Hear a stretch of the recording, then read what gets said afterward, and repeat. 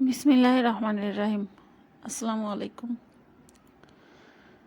সকালের নাস্তায় রুটি দিয়ে খাওয়ার জন্য আমি মজাদার একটি সবজি রেসিপি শেয়ার করছি আপনাদের সাথে।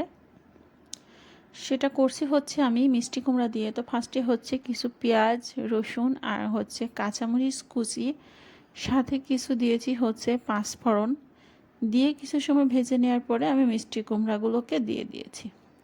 তো মিষ্টি কুমড়া দিয়ে মরিচের সাথে বা মরিচ পেঁয়াজের সাথে একত্রে কিছু সময় ধরে নেড়ে রেখে দিয়েছি ঢাকা দিয়ে।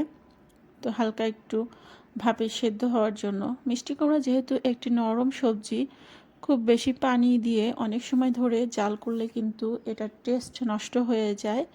তো এই জন্য সামান্য পরিমাণ কিছু সময় ঢাকা দিয়ে রাখলে কিন্তু ওর গা থেকে একটা পানি ছেড়ে আসে, ওই পানিতেই কিন্তু সুন্দর মতো সেদ্ধ হয়ে যায়। আর মিষ্টি কুমড়া যেহেতু আমি কাঁচা কুমড়া দিয়ে রান্নাটা করছি, তো এটার কালার ঠিক থাকবে এবং সবুজ রঙটা ধরা থাকবে, তাহলে কিন্তু খেতে টেস্টটা বেশি হবে। সাধারণ সবজিও কিন্তু আমরা যদি একটু ঠিক মতো রান্না করি, সেটা টেস্ট কিন্তু দ্বিগুণ আসে।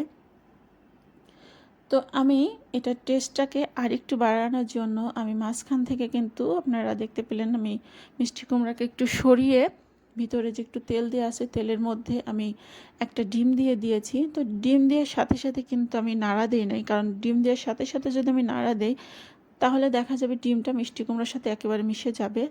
তো সেই জন্য আমি কিছু সময় ধরে রেখে দিয়েছিলাম। ডিমটা একটু সেদ্ধ হওয়ার পরে আমি নেড়ে মিষ্টি কুমড়ার সাথে মিশিয়ে দিয়েছি।